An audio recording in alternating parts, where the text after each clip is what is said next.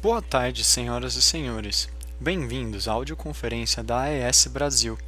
Nesta audioconferência serão discutidos os resultados do quarto trimestre e ano de 2020 da companhia. A área de RI da AES Brasil também informa que o release e a apresentação de resultados estão disponíveis no site da companhia, por meio do endereço ri.aesbrasil.com.br.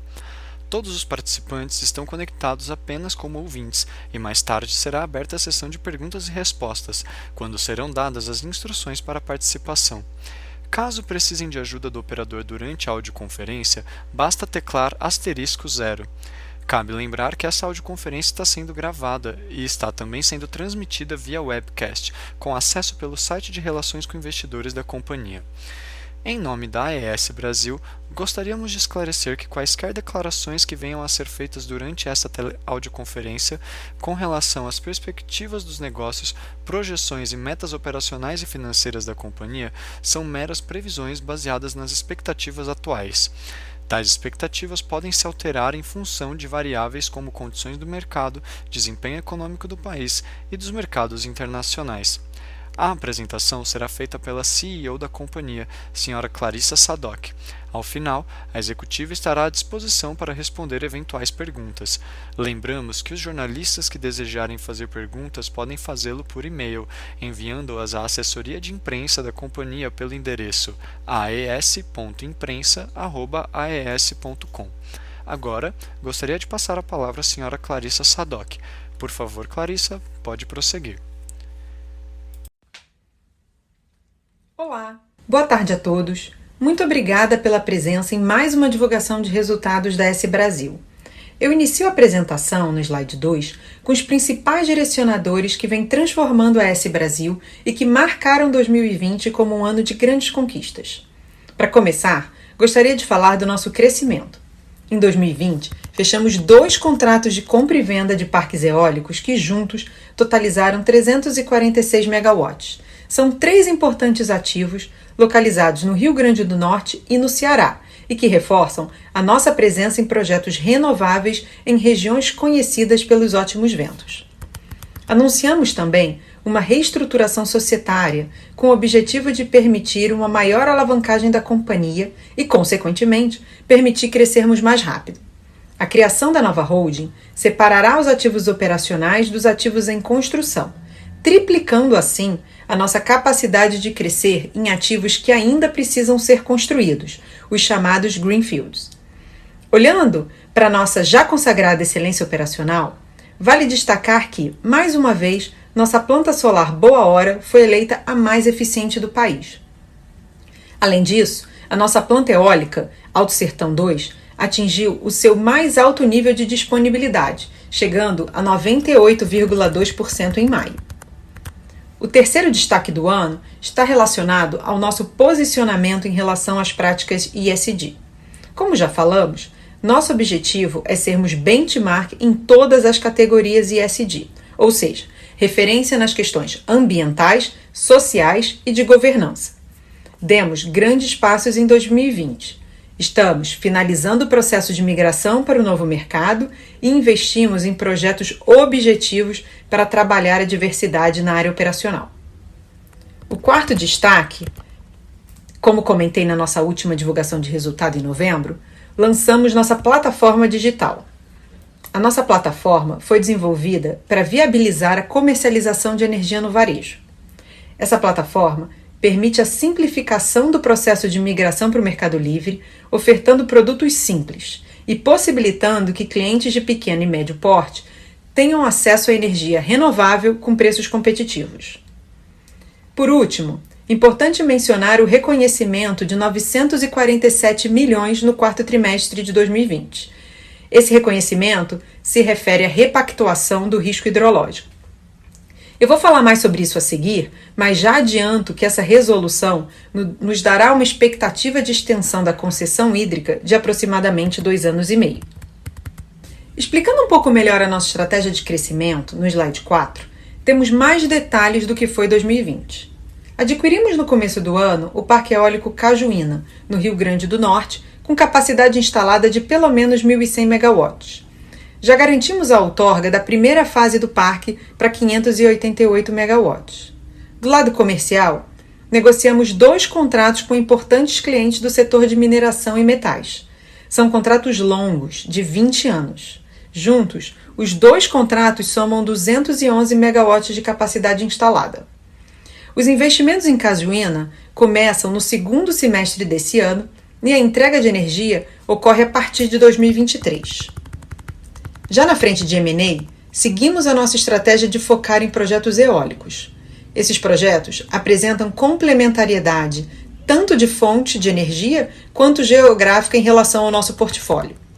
Em dezembro, nós concluímos a aquisição do Complexo Eólico Ventos. Esse projeto está operacional e 100% contratado no ACR até 2034. Em relação à compra do projeto eólico MS Santos, anunciamos a aquisição em dezembro e estamos trabalhando nas condições precedentes para fechar a aquisição, que deve ocorrer ainda no primeiro semestre desse ano. Esses ativos também estão operacionais e 100% contratados no ACR, com PPA até 2034. Ambos os projetos reforçam o nosso compromisso na busca de ativos que tragam retornos atrativos para os nossos investidores. Passando agora para o slide 5, vou falar um pouco sobre o plano de investimento já contratado. Importante mencionar que nesse plano só consta o CAPEX dos projetos com PPA assinado. Dos 500 milhões de CAPEX de crescimento para 2021, 91% desse montante, ou seja, 453 milhões, são de Tucano, e 9%, que são 47 milhões, de Cajuína.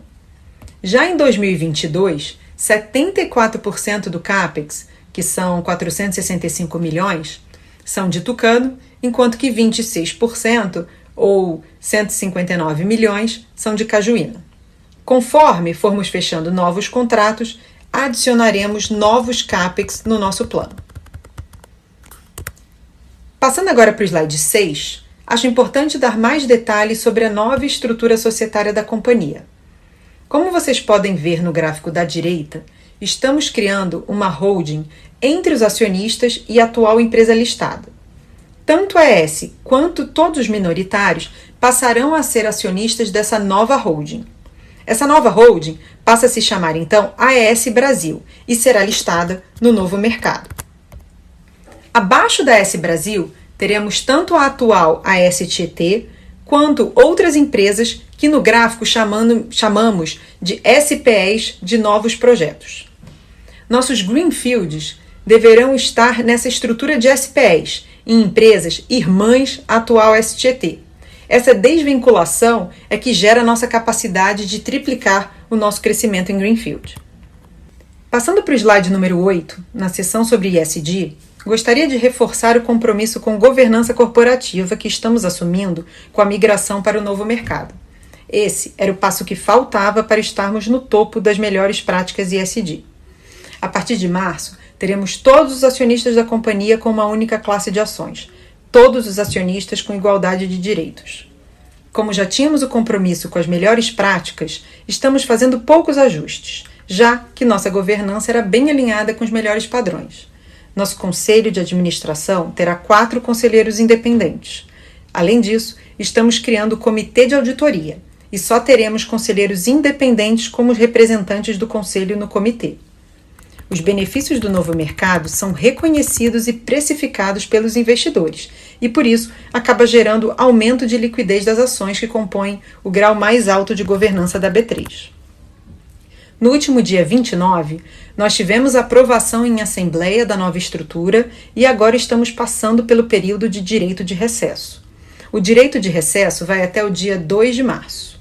Além disso, a ANEEL já publicou o processo de anuência da reestruturação e estamos finalizando o processo de aprovação em outros órgãos reguladores como CVM e B3. A nossa expectativa é que a nova holding comece a ser negociada na Bolsa ainda em março, como vocês podem ver no cronograma apresentado no lado direito do slide. No slide 9, reforço que nosso DNA é formado pelos valores ESG e que a AES Brasil tem direcionadores claros em todos os pilares do tema. Somos uma empresa de geração de energia 100% renovável, assumimos compromissos públicos de responsabilidade, sendo alguns citados aqui. Investimos em projetos sociais e de inclusão e, mais recentemente, nos colocamos em novos patamares de governança corporativa. Esse posicionamento estratégico, pautado na responsabilidade e na sustentabilidade, cria uma empresa cada dia mais diversa e inclusiva, que busca ativamente o desenvolvimento social e que se compromete publicamente com isso. Aproveito para lembrar a todos que ontem também divulgamos nosso relatório de sustentabilidade de 2020, que está disponível no site da S Brasil. Eu convido a todos a acompanharem o nosso desempenho socioambiental, ou ESG, e as realizações da companhia ao longo de 2020.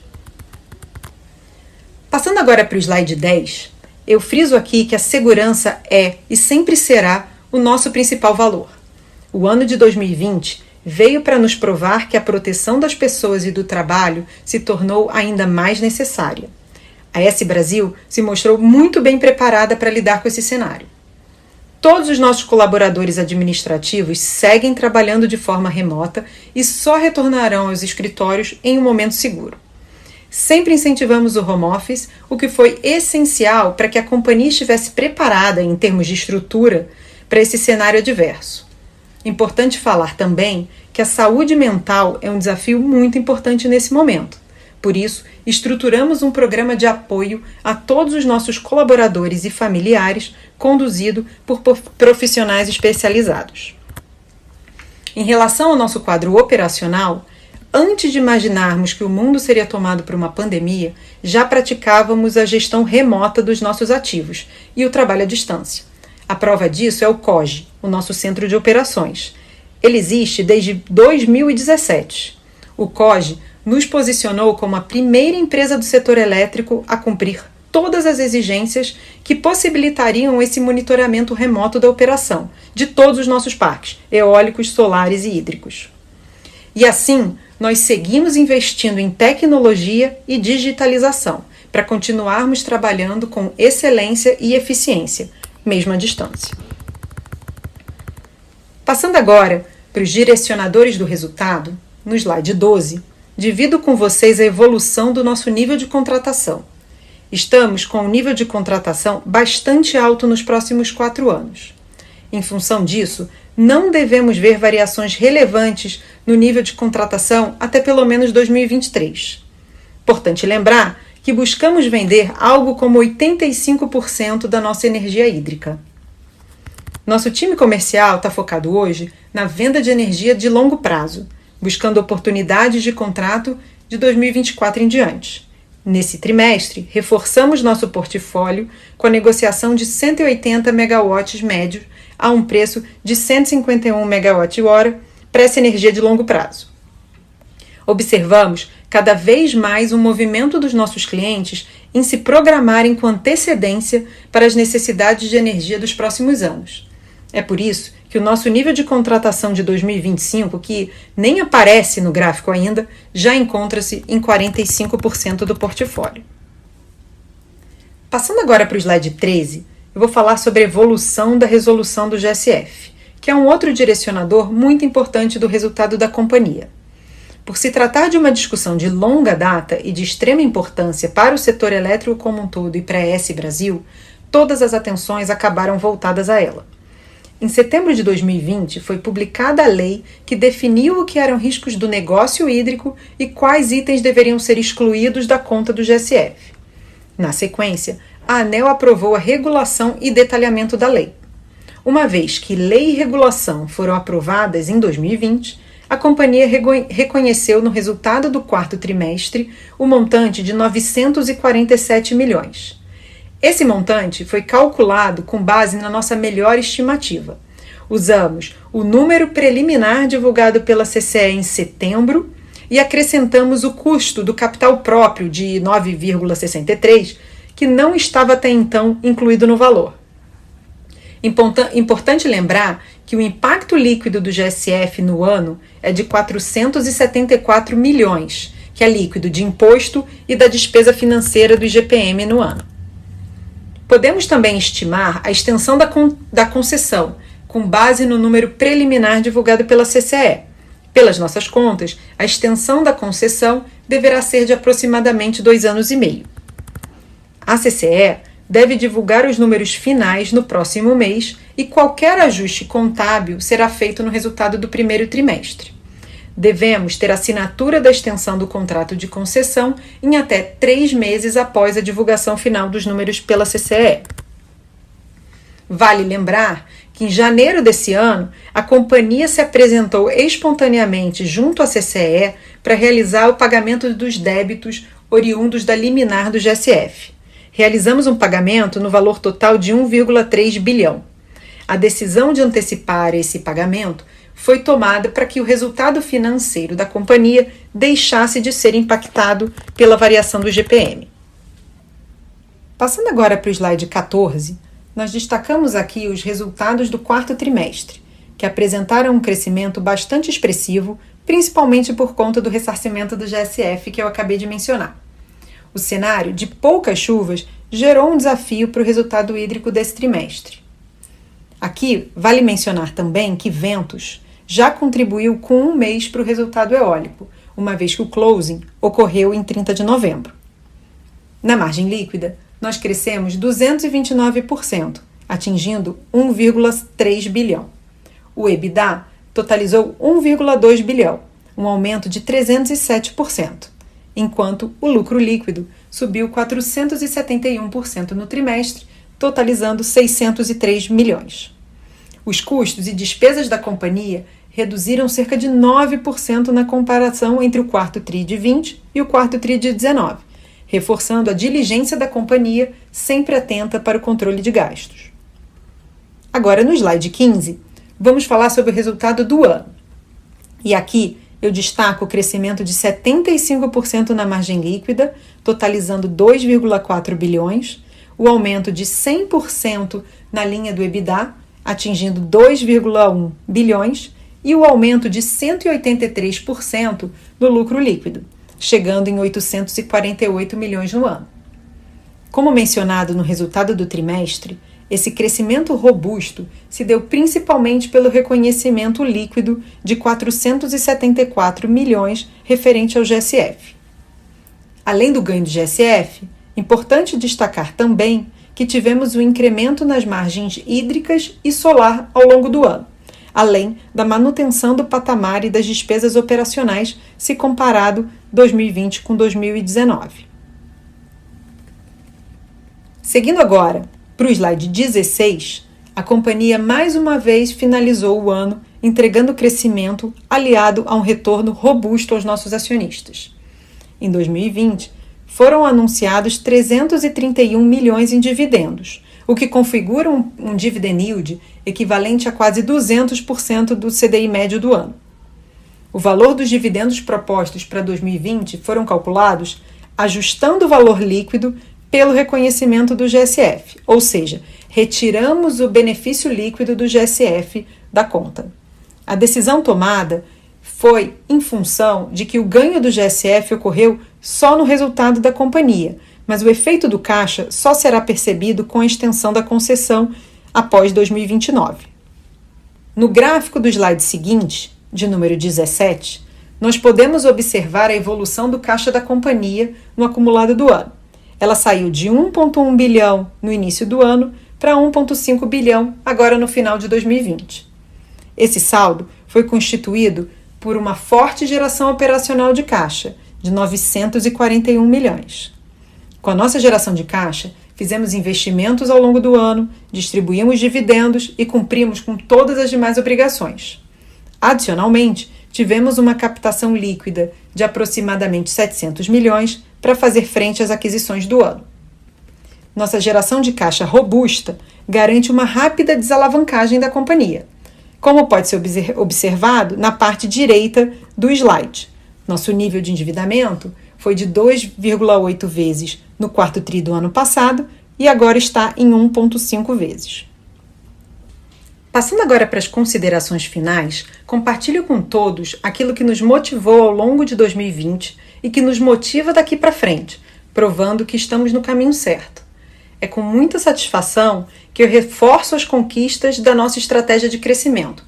com a aquisição de 2 complexos eólicos que adicionaram 346 megawatts de capacidade instalada, e além disso, adquirimos o complexo Cajuína, onde já temos 211 megawatts encontrados.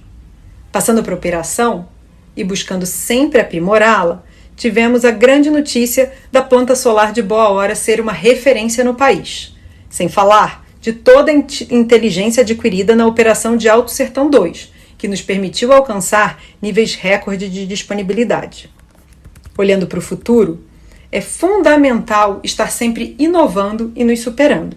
E por isso, lançamos o Energia Mais, uma plataforma colaborativa onde o cliente varejista encontra todas as respostas e soluções para migrar para o Mercado Livre e adquirir energia 100% renovável.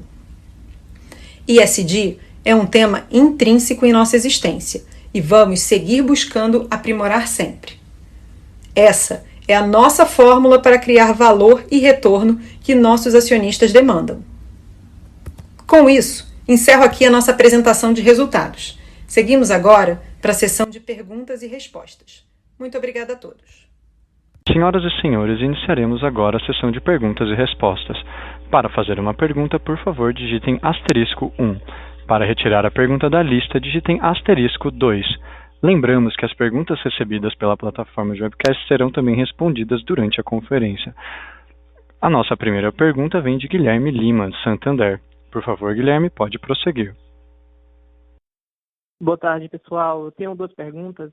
Em relação ao resultado, vocês poderiam comentar com mais detalhes a queda de margem líquida do solar no TRI? Vocês citam no release uma receita líquida menor, mas a gente vê um crescimento na geração. Se vocês puderem comentar um pouco sobre isso. E também uma segunda pergunta sobre crescimento para 2021. Como é que vocês vêm observando o mercado de M&A? Se faz sentido olhar projetos hídricos que venham ao mercado nos próximos meses? Obrigado. Olá, Guilherme, tudo bem? Eu vou começar respondendo a número 2.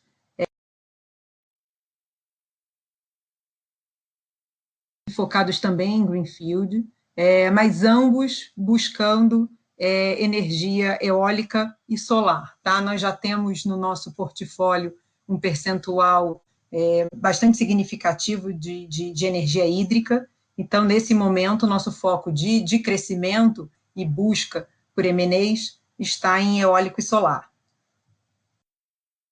Em relação ao ativo solar que você perguntou, né? Nós temos, como você sabe, 3 plantas. A planta de Guaimbê teve uma disponibilidade um pouco menor nesse 4º trimestre e, por isso, teve uma geração menor do que o esperado. Não sei se eu respondi as suas perguntas. Você tem mais alguma dúvida? Está claro, Clarissa. Obrigado. Obrigada, Guilherme. A nossa próxima pergunta vem da webcast. A nova holding pagará 100% do LL da ESTT? Qual a previsibilidade?